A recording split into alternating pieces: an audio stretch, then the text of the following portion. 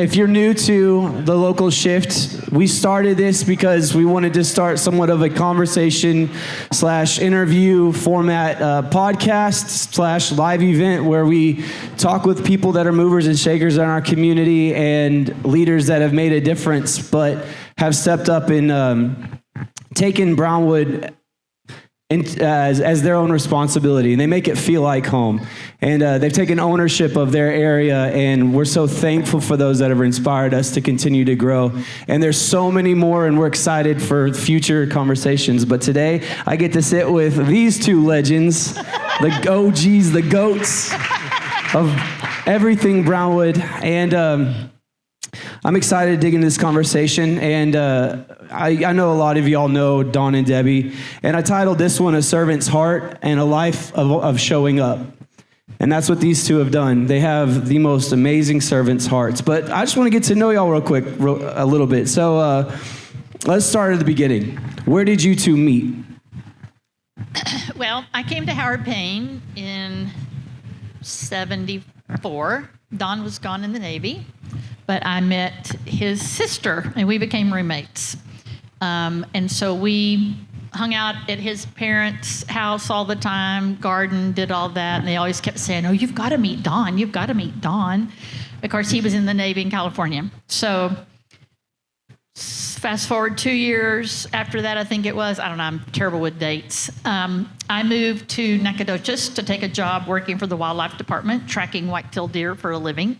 And yeah, it's a pretty cool job. Wow. And did that. And then Diane, his sister that was my roommate, called and said, hey, Don's coming home from the Navy this week. Well, backtrack. She had gotten married and had moved to Brenham. And she said, he's coming up this weekend. Why don't you come? And we want to get y'all to meet each other. So I drove to Brenham. He came from Brownwood to Brenham. She was so cute. Cute. And so we had a great weekend together, all of us. We went to a rodeo and, did all that. I went back to Nacogdoches. He came back to Brownwood, 300 miles apart. And I figured, well, that was the end of that.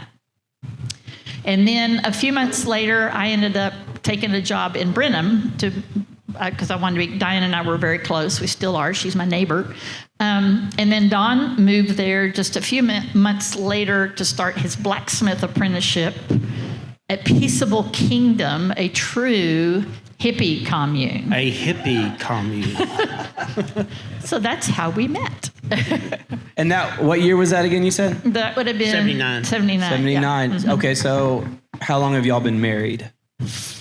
45 years. Wow, that's amazing. 45 years. Congratulations. Thank you. Now, okay, so you said you're not from Brownwood. No, I grew up in a little community called Odom, right outside of Corpus Christi. And so I'm a South Texas farm girl, grew up on a farm and ranch. So. Mm-hmm. And are you from Brownwood, Don? Yes. Originally? I graduated in 74, joined the Navy that year, and came back and then ended up in a fluke at PK and did the old school apprenticeship program. And so instead of spending a lot of money for my education, I did a working apprenticeship. Okay, very cool, very cool. So y'all are clearly, y'all have a lot of talents, and y'all have had a ton of businesses and started a ton of things. What was, let's talk about that, because y'all have owned a lot of businesses. What was your first venture, either separately or together? Did y'all start businesses on your own and then come together, or did you start your first venture together? The blacksmith shop, yeah. Well, I started my blacksmith shop. Debbie was working for MHMR, which goes by a different name now. After that, for a while, I encouraged her to start a business called Country Fruit Baskets and Gifts. So that was her first business. Yeah. That little business would have been right across the street over here, across from the Brownwood Manor. The building that's there, one half of that little building downstairs, it was divided up. So I had this little bitty, teeny tiny business. And I taught crafts, quilting, all that kind of stuff. And then we did a fruit basket business. So holidays, we were swamped delivering. I worked with 3M and Kohler and different businesses to deliver. So I have one of my favorite pictures of my son Jared was literally in a backpack on my back, and I'm making these fruit baskets and getting them all ready for Don to deliver for me. So that would have been my first business. Mm-hmm. Do you remember how old you were when you started doing that? Well, let's see. We got when y'all married. Started I'm thinking I was 25 when we got married, but that would have been. Well, Jared was an infant, so 86. 80, yeah, he was born in 86, so somewhere in there. Yeah. Somewhere in there? Yeah. Very cool. Very cool. So how many businesses have y'all owned throughout? A lot. A lot? After the fruit basket business, then But we had... sold it. We sold the fruit basket We business. sold that. Then we opened up the downtown mini mall, and that had a sandwich shop in the back. That was just less than a year business. We're learning from that. Then Debbie did her Sunshine Tea Room that was popular, especially, as a ladies' place. And occasionally when she couldn't have help come in, she'd call me up in a panic, and I'd have to go in and wait tables. Now, I'm a blacksmith. My hands would be scrubbed, but they're calloused and stained and looked very dirty. They're clean, but I had to apologize to all these old women about my hands. It was very embarrassing, and they all were very gracious. They loved it. They loved him. Yeah, I figured they would have loved that for sure. Yeah, that's awesome. All right, and so recently y'all retired the bed and breakfast, Right. Heart of Texas Bed and Breakfast. So in between that, we started the coffee house over where Christie's Teas is now. Okay. That project, we did it as a project. That's when economic development had their first incentive thing to do something. So we scoured downtown to find an old building to remodel. We have like this sickness of remodeling old buildings. So that was our next business. Yeah, and then we sold that, and then we started looking for other properties. So we had the building down here where the lawyer is, right here on Brown Street, did that one, and Lee Street where the bakery is, and then kind of went from there. So we started the bed and breakfast. That was a long time dream of something I wanted to do because I learned at a fairly young adult age that my gifting was in hospitality. And I wanted to be able to utilize the hospitality. And I asked Don for 10 years to build me a bed and breakfast. Now, we have a house. We built our house. We did everything ourselves. We built our house. We built his blacksmith shop. And so he said, okay, I'll give in. And he built me a little cottage behind our house. And we started that off. The naysayers in town said, well, I hate to tell you this, but nobody's going to come to Brownwood to stay at a bed and breakfast. And so we were like, well, okay, well, we'll just whatever. We were thinking at that time if we could, rent it out once a month and, put that money back for something, they would go from there. And when we semi-retired this February with the bed and breakfast, we'd been going 27 years. Wow. And isn't it fun? Always great when someone tells you something's not possible. Right. It's like something inside that entrepreneurial spirit Right. just goes. Just watch it. Just watch. Well, and and the scriptures say that God comes from behind and overtakes you. And there's no way. We were featured in Texas Highways and Texas Monthly, and we were chosen as International Innkeepers of the Year one year, and those type of things just came. I mean, we never sought any of that out. Yeah. And so we couldn't have paid for the advertising and stuff that we got. But wonderful people. Our 27 years in the bed and breakfast, we married Over 1,000. over 1,000 people. We did small weddings. Yes, we married the Brutons right here. And so that was a real passion for both of us. We really enjoyed that and being in people's lives. So yeah. I mean, it takes a special person, and it seems like y'all just jumped into the business world just naturally. Yeah. It's so scary to start a business. It's so scary to step away from what culture expects of you to jump into a dream. I mean, can you speak to that at all real quick about what do you think is that heartbeat or that place that it takes for you, that mentality that it takes for you to, go beyond what is expected in the world? So in the Navy, I read Thoreau's book, Walden Pond. And that book, which is actually very hard to read, it's a hard read, but it's intensely interesting at that time in my life. I have since picked it up and started to read it again, and I couldn't get through it. But in the early years, that gave me the passion and the understanding to want to build my own house. So we haven't made house payments for 45 years. 45 years. Yeah. So that's not a part of our life. And also, I wanted to be self-employed, and I wanted to work for myself. And so out of that was I would say a creative spirit. So I want to make things, and I want to make things for people, and those things make people happy. And I was able to do that. So we were very fortunate to, in the world of blacksmithing, that I was able to, and that was a hard world, but I loved it. And, but it was very fulfilling. And then the same with Debbie, because of her servant's heart to put together wonderful times for people a weekend at a time.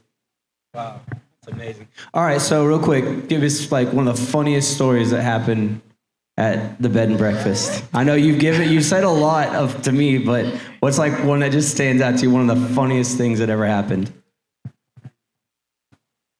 There's lots of funny stories. There's lots of very risque stories. I won't go into those. Yeah, a lot of new marriages, I bet. And so we could write a book. We could. 27 years, a lot of fun things. But one time we're having a wedding. It was like 40 or 50 people, and we have everything ready. And people come up, and they're getting out of their cars and their trucks, and they're dressed crazy. It was a steampunk wedding. We didn't know what steampunk was, but they're getting out with all their costumes. Think these medieval characters are showing. And their futuristic looking shotguns and ray guns, and it was, but there's a ton of stories. Maybe Debbie comes on. And the bride was great. I went over to talk to her. I had a couple of questions. She had these big newspaper angel wings on, and like he said, we didn't know what steampunk was. So I just said, well, so I'm interested in your wedding. She told me about it. She said, is that okay? Are you upset? I said, yeah, you didn't let me know so we could dress up. So, it was like, wow. Lots and lots of funny stories, beautiful stories, so many memories of good things that happened, and we had some scary situations and all. We had beautiful stories of people. I think probably one of them that touched my heart more than anything. We had journals in each of the we had 6 cottages, so it wasn't just one. Wasn't just my one little one we started with. And we had journals. So as soon as somebody left, we made a beeline to race to read the journal to see what they left. And I had one couple. He had called. The husband had called and said, I need to send my wife to get away, and I need to make sure that she's going to be able to have privacy, and she needs some space. I said, oh, yeah. I said, a week stay. Yeah, a week stay, a whole week stay. And I said, yes, we'll take breakfast over to her, because we delivered breakfast to each of the cottages, and, just check on her if she needs anything. And so we never did talk to her. I saw her out. We have 20 acres. I saw her outside a couple of times, but anyway, when she left, of course, we immediately went to see the journal.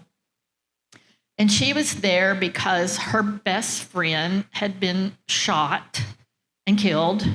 Her husband was shot, not killed, but shot at the same time. And their teenage son witnessed it all. And she just needed healing. And I was just like, whoa, you just never know, what. And we talk about this all the time, stories.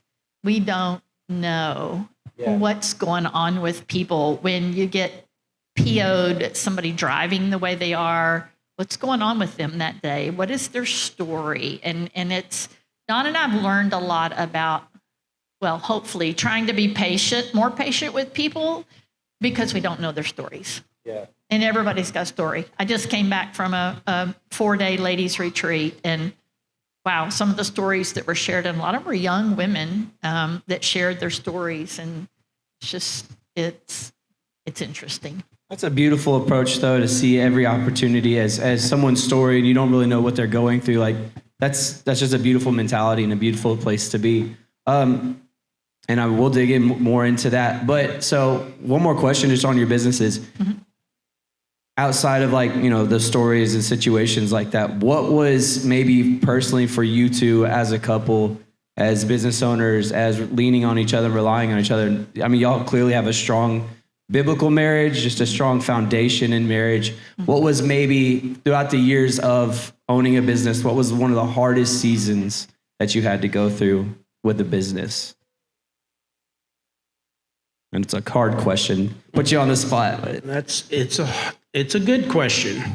So I was the typical American male at 40, and I crashed. And it was a perfect storm. So the movie Braveheart came out. Okay.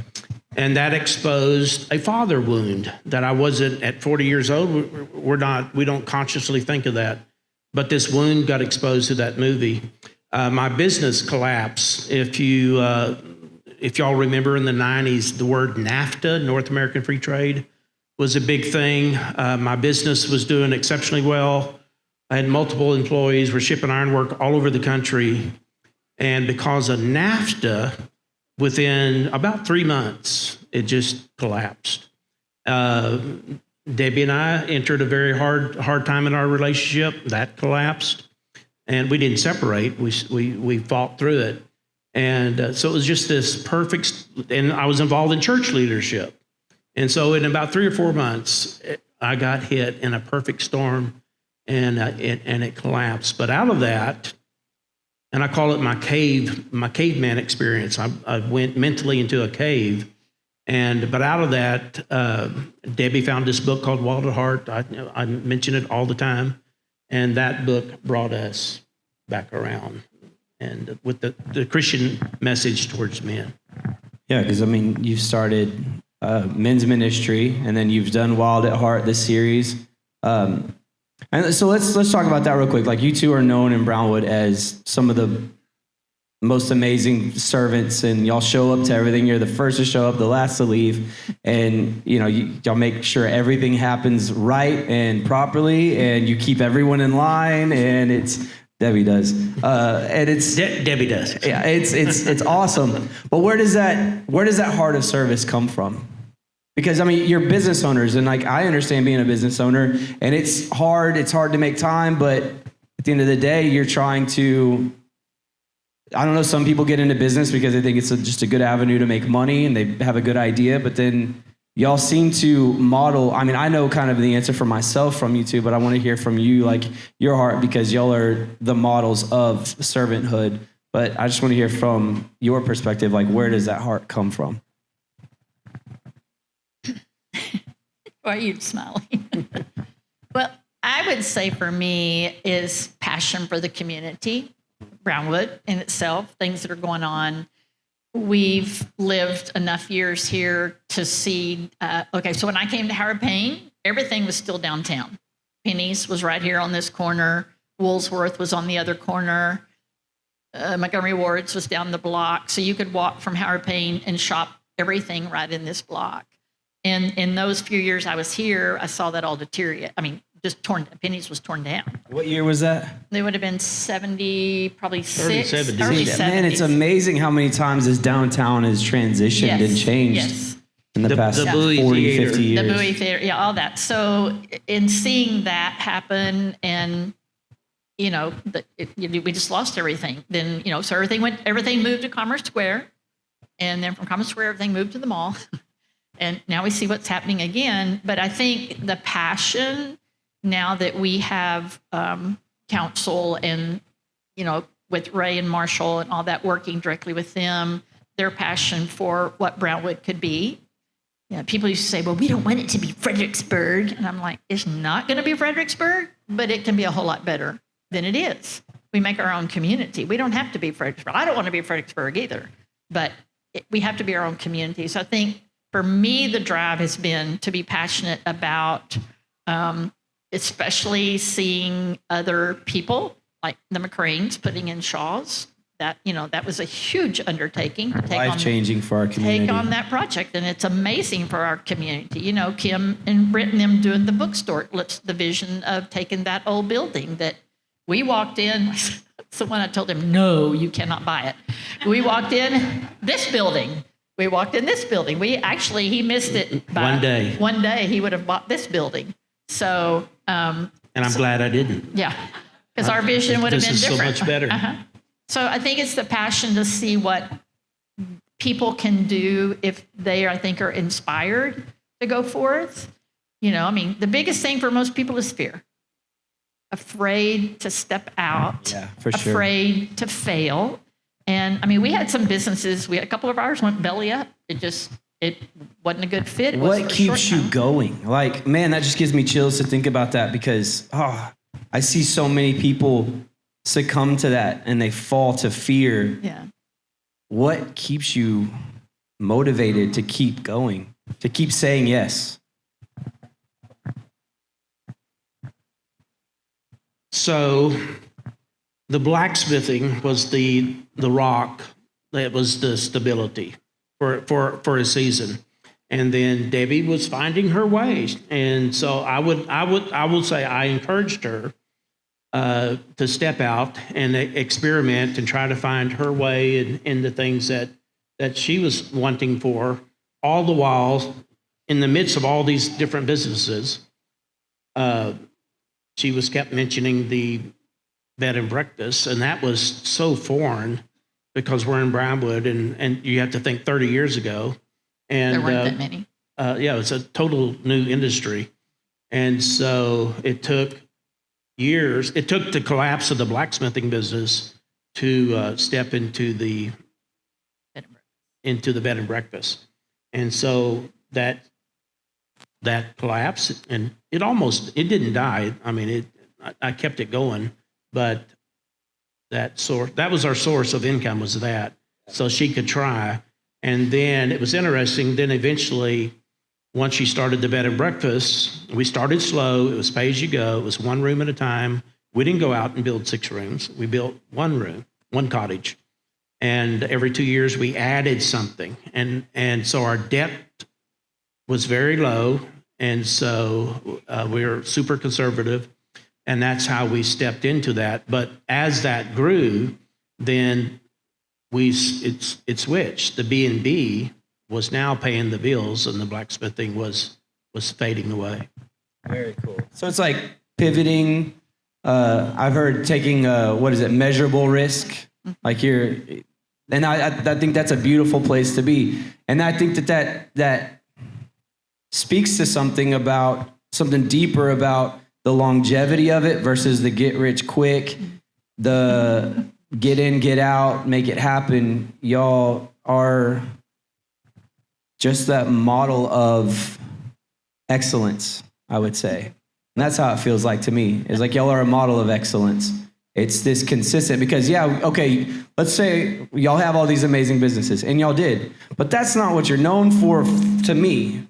I see y'all as, minister to men and volunteer for anything and everything. Like what was maybe your favorite thing that you ever volunteered for? Or what was your favorite event that Brownwood held that you were constantly volunteering for? Why? Stephen McCrane, you're laughing. I hear you.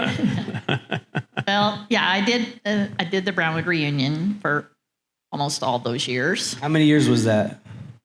15. 15 years. 15 years. Yeah. So which was kind of crazy because the first few years I was over operations, and which back then none of us knew what the heck we were doing. So my operations that I was over was setting up everything over the fire department, police department, all of the vendors. All of that kind of stuff fell on me. All the tents getting put up and all that, which when we look back and I'm like, I don't know how in the heck we did that, but it happened. So the year I told them, I said, okay, I'm done with being operations. Then they brought 5 other people in to do my job.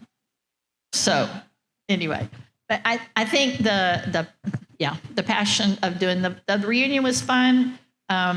Then this last year with recreating the Feels Like Home Festival has been really, really fun.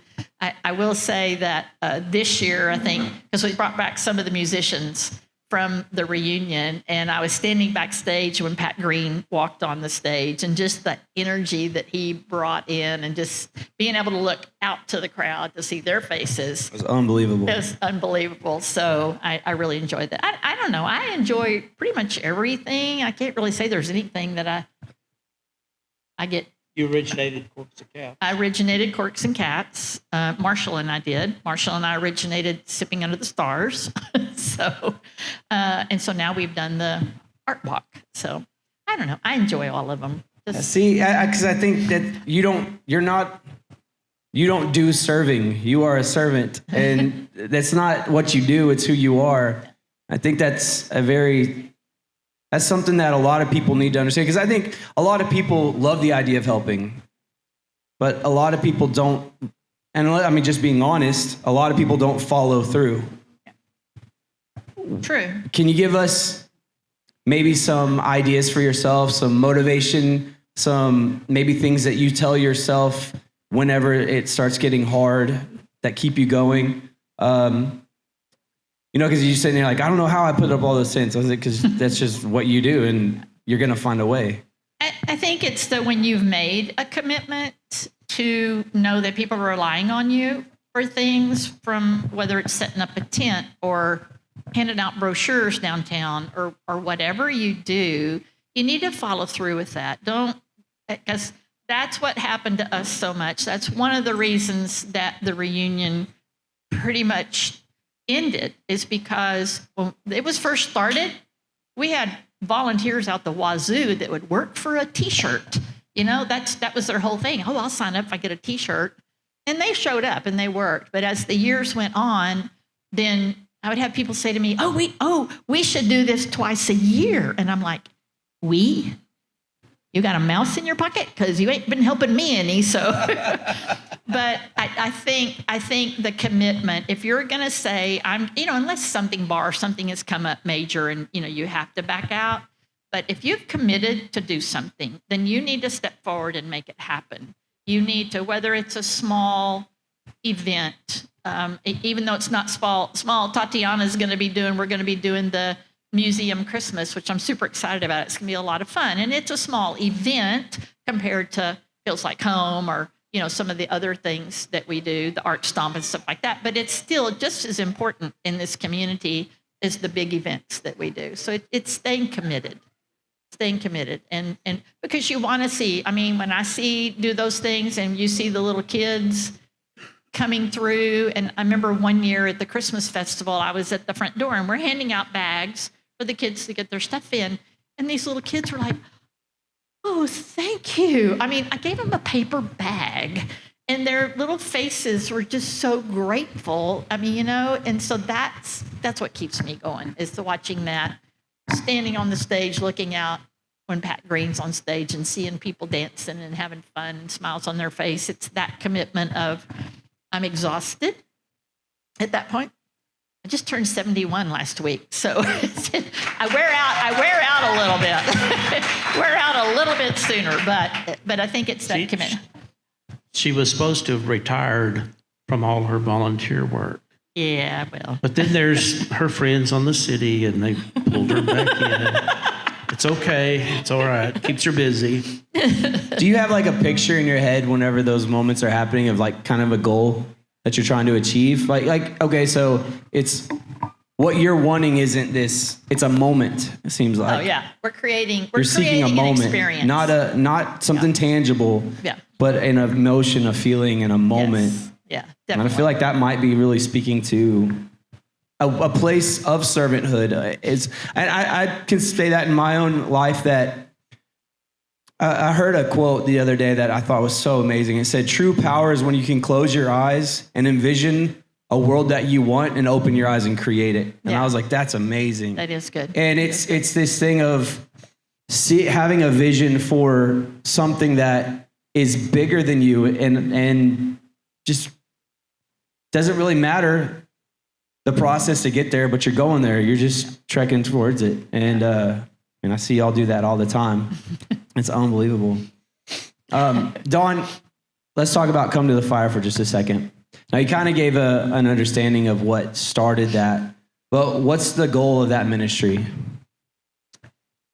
The goal of Come to the Fire is restoring men's heart back to Christ. We live in a brutal, chaotic world towards men especially. It's towards everyone. Our enemy is real, and Jesus is real. The Holy Spirit is real. And so we learn to face the demons that are assaulting men in our life, and that's from 100 different directions. And it's a place where men can come. We do an activity. Last Sunday, or the last time we met, we shot pistols, and then we grill some meat, and then we share stories. So it's a place where men, it's not a classic Bible study. And there's scripture, we pray, but it's a place where men can share their heart and be encouraged. And I've done this for, I'm sure, over 20 years, and it doesn't stay the same. It morphs, and you have to be willing to be led and let it change and see what's happening. Can you give us like a powerful breakthrough moment that you've seen at one night or with a relationship there? I did this thing for a while. I called it Talking Tuesday, and it was here at the Tap House. And so I bought pizzas, and a number of guys said they were coming. So I bought some pizzas. I was up in the mezzanine, and nobody showed up after they said they were. And as I got up and left, paid the tab, and I'm walking across the street. This is weird for some people, but there are demons dancing around me, the devil, and they're making fun of me, and they're hoo-hawing. And so it was a very powerful moment. I knew it was happening. I knew what I had to do to resist it. And out of that, a young man in our group, he was in his mid-40s. He got killed in a motorcycle wreck last year. And he shared something with me. So no matter who you think you are and who you may think somebody else is, but this young guy shared a story with me that re-energized me and brought it all back and to come against. And so we just morphed. We just changed it and let the Holy Spirit lead it. And that's where we are today. And most of the guys that come, some of them are Christians, but a lot of them are not. We've had police officers, we've had all walks of life, and but we've had a lot of guys that were addicted to drugs or alcohol or whatever, and so work, yeah. So he's been able to, like I said, it's morphed a lot in what happens. But there's been a lot of men touched through Don's life. Because of that ministry and what he offers for them. He offers them a safe space to go and talk. I hate the word safe space. He offers them a place to come. A masculine place. A masculine place, yeah.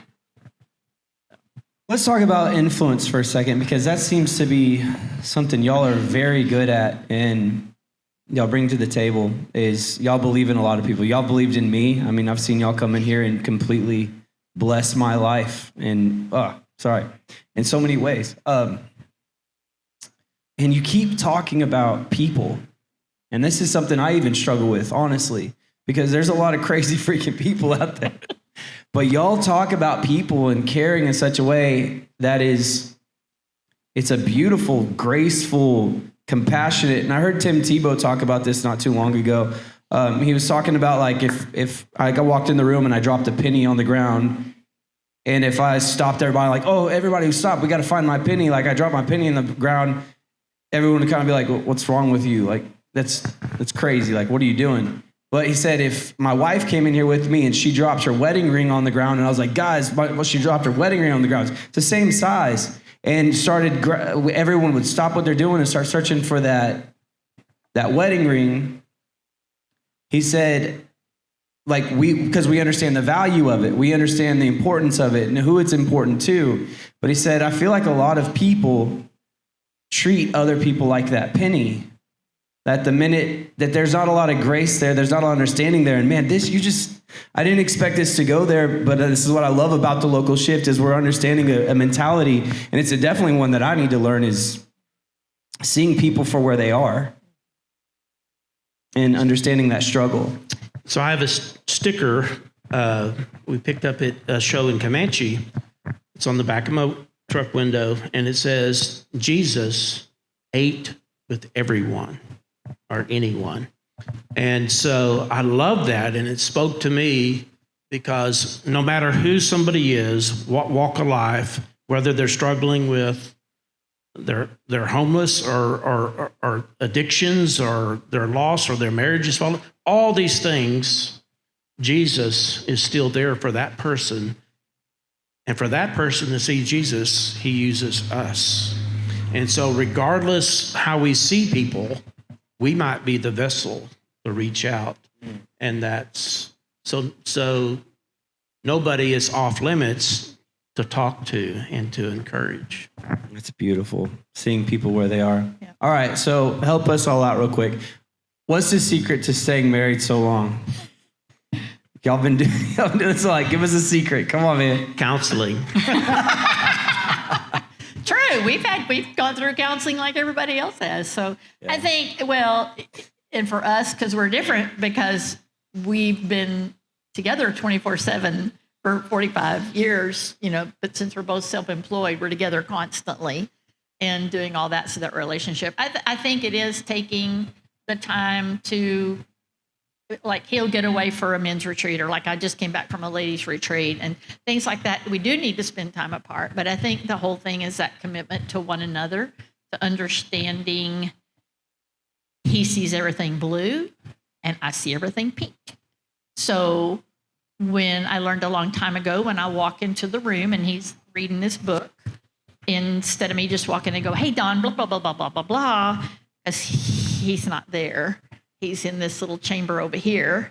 So I've learned to walk in and go, hey, Don.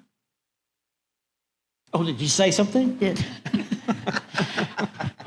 And when I get his attention, then I tell him. So he's shut down this little box and he jumped over here and now he's listening to me. And that's the big difference between men and women. Men have got I have to get that guy's name that did this amazing talk on it. And he had two big ceramic heads. One was the male, one was female. And men have compartmentalized. Their brains are compartmentalized. That's the way God made them. There's nothing wrong with them. That's just the way he made them. And then he made us women where we're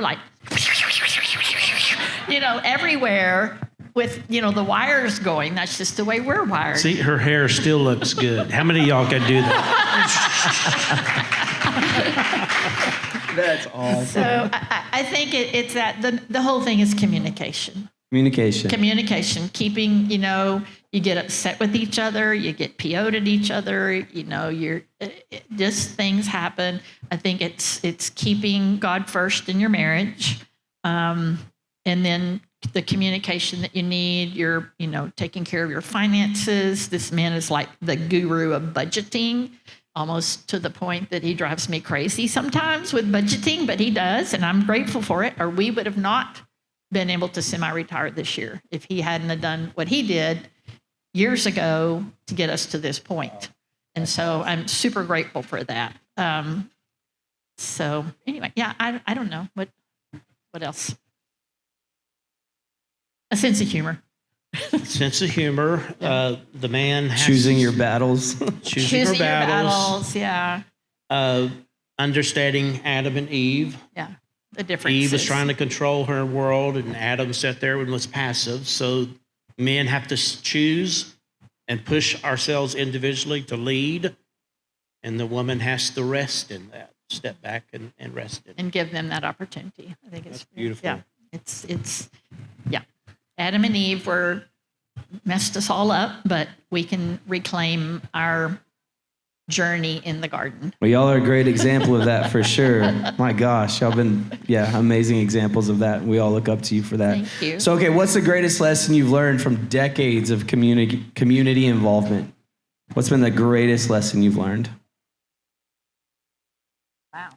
Sorry, I keep throwing out these hard questions. That's a hard question. Okay, I so think I'll jump on it. Since we have Marshall and Ray Tipton here, Debbie and I have been in downtown our entire life, doing these different businesses and believing in downtown. And what I saw early on was opportunity in the real estate, because I saw Brownwood is 10 or 15 years behind. If I would observe the Abilene or Austin or Fort Worth, what was happening, and it wasn't happening in Brownwood, but I know it's going to happen. And so in that, there's been a cultural mental shift. Working with the city government from 30 years ago was hard. 30 years ago, very hard, to where we are today with our newer, younger, very energetic city leaders. Yeah. And I'm so thankful that for those that are now wanting to take steps and continue this, because I'm done. I'm playing. I go to my blacksmith shop and play. I'm not buying any more buildings. And but for he y'all, wants to. He really wants to. For those here, you have this group here that's incredible. Yeah. To encourage you, to help you find your way and fill up some of these other buildings that we still have. That's beautiful. Beautiful. Yeah, because that was going to be my next question, is if you could go back 30 years and give yourself a piece of advice, what would that be? Buy more real estate. Buy more real estate. Man. Buy it up. Make something happen. All right, so there's a generation that's coming up that's watching y'all. We have watched y'all. I mean, I'm that generation that has watched y'all. What would you say to someone who wants to help but doesn't know where to start? Well, they're going to have to, I would say, okay, what is your passion? What are you wanting to do? Is this something, give me some ideas of what you're thinking about. And then I would try, as a matter of fact, I'm working with a young lady right now, and I'm like, okay, well, let's look at how we can make it happen, And so, of course, I've obviously sent them to Ray and Marshall both, to talk to them about, okay, we're buildings and, whatever. Don is on the side of, he will sit down and look at them and say, okay, let's look at a budget. There he goes again. But he saved a lot of people from stepping out on a limb that they probably should not have stepped out on because of the finances. Yeah, it's calculated risk. Yeah. It's a calculated risk, but you also have to have, like I said, when he first started the blacksmithing, I brought a paycheck home. Okay. And so that kept us going. We got to a point where he said, I really need you home more. I need you to be welding stuff. And so I came home and learned to weld. And wow. so I could help him crank out That's stuff. That's before we unbelievable. had employees. Yeah. And so I think it's having that. And even when we had employees. And when we had employees, yeah. I think that's where just helping people to understand not to be afraid of every little thing. Everything, stepping out on that curb is a risk. Yeah. Especially on this street. But but everything we do is a risk. And I think if we put ourselves in the shoes of, we listened to a Wild at Heart podcast last night, and the guy that was interviewed, he said, I forget what John asked him the question anyway, but he said the word would be with.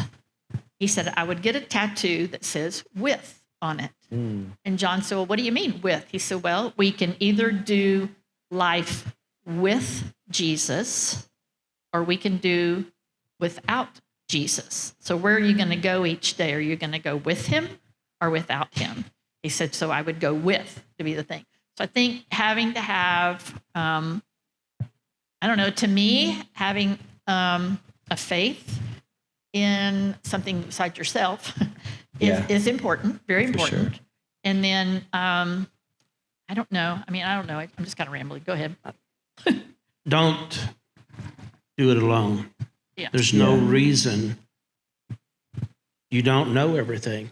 And so you have to pull a team of people in that have like interests, or they're in business, or they're in finance, or their gift is just encouragement, or their gift is seeing truth. Their gifting is they can call you out because you're full of smoke and mirrors, and bring you back down. So don't do, in this world and in this climate, it's harder, I would say, than when we started. Yeah. And I think a lot too, we've always said, so when we got ready to, when we finally really said, okay, we want to do the bed and breakfast, we'd never stayed at a bed and breakfast. So we started going to where we could and stay at a bed and breakfast to kind of see. We realized right off the bat, we did not want to have a big house with people in it. We wanted to have separate little cottages and be able to do that. So we always try to encourage people, if you're thinking you want to do this, then go watch somebody, go talk to somebody. We've been kind of... The coffee house was the same way. The coffee house was the same way. Don't go to Starbucks. No, Mom we went all the way to Ruidosa and Cloudcroft to go to these little coffee houses that we had found. Independent coffee houses, to find out what they were doing and how they were doing it and all of that. So I think it's getting out to get knowledge. We've been kind of surprised because there's been some folks that have stepped out and done something that we've already done. Not that we have all the answers, but we're like, man, just because we used to have people all the time at the B&B go, well, we think we want to do this when we retire. So, and then they see me walking up the hillside carrying this big load of laundry, and they're like, okay, maybe not. So, but go and ask people, talk to people about what is this like. And where's Alicia? So I did this with Sophie, her daughter, when she said, I really think I want to be a veterinarian. I said, okay. I said, so will you do one favor for me? This summer, she just graduated. This summer, will you go work at a vet? I used to work for a vet. I know what it's like. Will you go work for a vet, check it out, and see what you think? Yeah. She was there how many months, Sophie? And then she said, I ain't doing this. So, so I think I try to encourage kids. You've been in school 12 years. You still don't have really, a few of them may know what they really want to do, but most don't. Go find a job that you think you would like to do. Go volunteer for something that you would like to do and see what it's actually like. What is the day-to-day? Oh, yeah, the bed and breakfast looks glamorous. Oh, we're just glamorous. Well, no, it's a heck of a lot of work. And so... I had 21 toilets to take care of. Yeah. Fun stuff. Yeah, he was my potty man, so we had issues. Of course, we live out in the country, so we have septic systems, so we had all that issue all the time. So, but I think just encourage people, if you think you want to do a business, go sit down and talk. Maybe go talk to Ray and Marshall. Go talk to somebody that maybe had that business before. Don't try to come back in and do a business that didn't really make it here. Why? Why did it? Was it the business? Was it the people? What was it? And try to question, what's going on. We know some people that tried to start a bed and breakfast. They never came in. They never came and talked to us. We'd have been happy to talk to them. We didn't mind having competition. We were the only one here for years and years and years before Airbnb came online. So we would have been happy to have talked to them, but again, that comes from a place of fear most of the time. And I think that's a beautiful thing, is like when you can cultivate, and that was my next question, is like cultivating a culture of servanthood, cultivating a culture of community and what that actually looks like, where we're not consistently operating out of fear, but having that understanding that we can reach out to each other, we can ask each other questions. I listen to guys like Gary Vee, and he says the same kind of thing. He'll say, if whatever industry you want to get in, find somebody that's the best at it and offer your time to them, for free. Don't go try to go get a job, but be around that personality and that thing, and you're going to find out who you really are and who they really are. And I think that's a beautiful, beautiful thing to do. Definitely. And then it's I'm just going to recap kind of in my lingo, things that I've heard. Recently, I was listening to a girl's podcast, and she said, choose your hard. Mm-hmm. And I thought that was a beautiful thing. She said, it's hard to start a business. It's hard to be broke. It's hard to be rich. It's hard to start a business. It's hard to give up on your dream. It's hard to, there's all these, it's hard to be married. It's hard to be single. There's all these hards. Choose your hard. Yeah. Choose the way you want to go, and understand that there's nothing in life that's just simple. It's all hard, but we live in a culture, I think, that amplifies comfort, amplifies simple, and it's like easy, and it's like, no, man, like, I mean, I love watching. One of my favorite podcasts to watch is this guy. He does this thing called Thick Riff Thursday, and he writes this new guitar riff every Thursday. He does it in 30 minutes on the episode, but it took him 4 hours to record the whole thing. But you think it's like The Office, where it's like, they can build a house, or the House Hunters, he did that. He's like, you guys suck at building a building, because on House Hunters, they can do it in an hour. Like, Yeah. and Reality shows are not really reality. Right. So can we talk about that real quick? Just one more thing is like cultivating a culture. How, like, a culture of servanthood, a culture of community. What does that mean to y'all? It started young, and we looked for opportunities, and we looked at our son. And so Debbie started with Cub Scouts. And so that was where I would say, other than church, helping at church, stepping in with Cub Scouts, and that leads, of course, into Boy Scouts. And out of that, we had 6 of the boys eagled. Really, and I was a scoutmaster, but she was the force behind those boys. Yeah. They were going to eagle. So Yeah. And I was in Boy Scouts as a boy, and I did not eagle. I was only a couple of merit badges away, but I didn't have anyone like her to encourage and push. And when you're a 14, 15-year-old boy, you got to have somebody where there's a whip, there's a way. And at that age, there's got to be the whip to keep you moving and keep you motivated, because it's at that age, we get replaced with cars and athletics and girls. So, as Tom said, you have to get them eagled before the fumes hit them, the car fumes and the perfumes. that's right.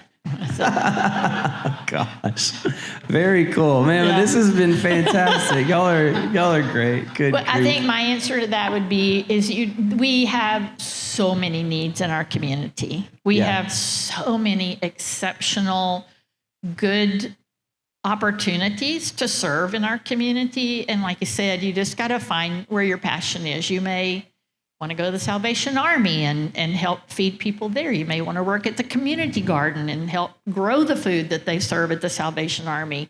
There's so many needs, and it's just finding that passion that what you love to do. Yeah. And I will tell you, I'm one of those that has bounced around a lot because I get real bored doing the same thing over and over. I'll jump in here. So Debbie mentioned the Salvation Army, Good Samaritan. So they were across the street from where we had our coffee house. And in that era, 20 years ago, didn't really know much about them. I knew kind of what they were doing, but we were their immediate neighbor, and we observed daily the work and the good that they were doing. And so sometimes you just have to stop and slow down and look at what is happening in our community and what are the needs. And there's so many places like them that are taking care of those needs. And for us, it was eye-opening to see how involved they were. Very cool. Awesome. Man, y'all have been great. I just want to jump in real quick, and if anybody has any questions, let's jump to a question thing. Hey, can you grab? It's dangerous. Can you grab that microphone right there? Dangerous. Here, actually, I'll hand my mic off This is dangerous. right quick. Watch it now. Watch it. I don't have a question. I know we spent a lot of time talking about what y'all do and all the time that you give. And I just want to say, that's not the you that I know. The you that I know is your heart. And the you that I know is you were there for me.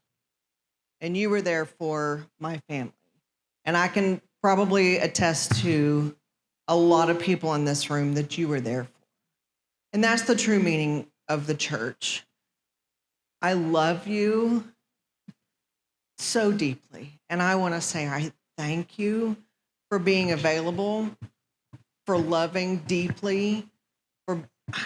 I know that if I ever needed you, either one of you, my family ever needed either one of you, that you would be there. And I know that you do lots and lots and lots and lots of stuff out there, but that's not the you that I know. Awesome. Thank you. I love you. We love you too. Thank you, Don. That's beautiful. Absolutely beautiful. Anybody else got a question or a statement? Oh, That's probably me. My bad. okay. That's kind of hard to follow, but I'm going to anyway. I'm always interested to know. Must be her. Is that me? I'm always interested to know if there are any daily or evening rituals or habits that you do. Yes. We have our porch time, so we get up. I would say I look forward to it. We make our coffee. We go out on our porch. We have our devotional, and we watch the world come alive with light and sounds and God's word and prayer. And then we end our day the same way, and we listen to this thing called it's Lectio. What is it? 365 Lectio. 365 Lectio, and so it's a male and a female doing these evening prayers. It's kind of high churchish. I don't know to describe it, but it's lovely. I fallen in love with the evening prayer. Very They're the cool. same thing. Thank you. Beautiful. Anybody else? We got one up here. Uh-oh. Hello. Hello. Hello, y'all. So obviously having a big part of my life been around you guys. Obviously my amazing parents getting married at y'all's bed and breakfast. I've been blessed to be around y'all, and y'all have influence over how I live. Obviously my rite of passage, Don, was able to be there for me and just be a structure that I've always been around, and the character that you are has always served in my life. You've obviously done a lot of different businesses, and you can always see your passion and your character and your faith in all of that. And so my question is just, have you ever struggled balancing your faith, your relationship with one another, each business, but also just the mindset of what's next? Are you doing enough? You know, what the future looks like and how you can prepare for that, and how to keep Christ at the center of all that. Good question. Life is hard. Life is always going to be hard. We've entered, I guess, maybe the golden era, and so life is not as hard financially. But life is hard. And spiritually, there's those assaults, it's constant daily assaults. And so we're not going to paint a rosy picture that we're perfect. Some days I fail, big time. But when I do, it's through repentance and getting back up on our feet and looking for places to, I would say to the men here, to really find Christian male retreats that you get away and go and you get immersed in the company of men and hear their stories. I'm gonna share a story real quick. So I went to 2 retreats, 2 weekends in a row. They were both 4 days. It was pretty intensive. And the second one was at Harper, and I had been to this before. It was a Wild at Heart boot camp where it's immersive message, and so I get there early. I'm in a bunk room. I'm the first one there. I'm set up, and then here comes, and the room fills up with a group of Hispanic guys from a Bandera recovery home. And I'm thinking, oh, this is going to be interesting. That was the best thing could have happened to that camp. And it was those guys added so much to the energy that was there. And so just for funny, I try, when we have lunch or breakfast, whatever, I try to move around to different tables and talk to different guys, which is hard for me. I can talk to Micah, I can talk to Brent and guys I know, but it's a struggle for me to talk to new guys. But I have to push myself in that area. So I'm talking to a couple of guys I don't know, and then one of these Hispanic guys comes, sits down, he's kind of big and roly-poly, and he just sits down and he just takes over the conversation. And he goes, oh man, I'm not making fun of this. I'm not making fun of this. I'm going to put some accent into it because it was He can be very dramatic. it was Don't so let him fool you. good and it was so holy. And, oh, man, I want you guys to know that this has been so good for me because, I came here and I'm thinking, us Mexican guys, we're all messed up. And then there's the black guys and, then they're all messed up. But I come here and I find out that all you white guys are as messed up as we are. And we're all messed up. And I'll say that to every guy I meet that comes to the fire, that's my groundwork. We're all messed up, and it takes Christ to pull us out of the mire, and we can pursue each day. All right. Wow, beautiful. Awesome. Well, man, you guys have been amazing. Thank you guys so much for jumping in. One more question before we go. Just give us some voices. Like, who are the voices you listen to that inspire you? Maybe the books you read that, because it's so important to have those voices in your life. Yes, we need each other and be around each other, but for who you want to be, you seek out those people. I have my people that I listen to on a regular basis, but who are those voices for you that you listen to on a regular basis that form that mentality? Yeah, we definitely listen to Wild at Heart. He does John Eldridge. Excuse me. He does a Monday podcast. We watch it on YouTube so we can watch him because he was in theater. And he's just great with all of his expressions. But he always has a really, really good message. I love to read. I'm not a TV watcher. We've been married all these years, and we've never had a TV.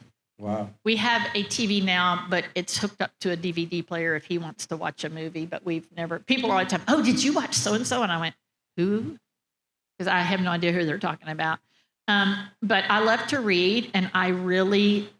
besides my Bible, I really love the old mystic authors, Andrew Murray and the older, I can't even think of all of their names right now, but they were the old writers back, a lot of them were monks and people like that. And just their simplicity. I mean, you think about how they lived and where they lived, and yet their depth of conviction and their depth of love for God is so simple, but so amazing. It's very, very encouraging. Very cool. Very cool. You got anybody that you listen to specifically? Me. She keeps my feet grounded. John Eldridge, as far as podcasts, he's really the only one I listen to consistently. Now, I'm not good with names and authors, but I have 6 books and that are stacked up by my chair, and I'm terrible at bouncing around to different books, and I can't tell you the names, but they're all on Christian Walk. Very cool. All right, one more. Last one. I said that before. I said that one before, yeah. 3 times ago. Three more, yeah. Okay, here it is. What has Brownwood meant to you? What has it meant to me? Yeah, what has Brownwood meant to you? It's home. It's home? I mean, it's home. Yeah, it's, like I say, I came here in the 70s. I left for a while. We got married, moved back here immediately. And so it's a joy for me now to see things going on. I sit back sometimes now that I just turned 71, and I'm thinking, dang it, why didn't all this happen when I was 30? Yeah. So I could have done a lot more to have been involved with other things. There's things I'd love to do that I know it's not going to happen now, but I will support anybody that's going to do it. Your legacy is insane. Tatiana's my new sweetheart. I love her. If y'all never met Tatiana, she's at the museum. She's over the train museum and the visitors stuff for Brownwood. And so I just love pouring in time with her and working with her on projects. So I feel like I have a purpose to still do something there. Yes, ma'am. How about you, Don? Brownwood is worth fighting for. Yeah. If you want this community to grow and excel, you may have to fight for it. And you may have to push for some things, but it's worth fighting for. Amen. What a beautiful place to end it. Thank you, guys. Hey, y'all give it up. Come on. One more time, please. I'm not sure what's going on, but thank y'all so much for everything. For all you've done and all the amazing ways you serve us and you lead us and you influence us. We're truly blessed to have y'all in our lives and our community, and thank you so much. Love you guys. Thank y'all for coming out and listening to this, being a part. We'll see y'all at the next one. Y'all have a good night.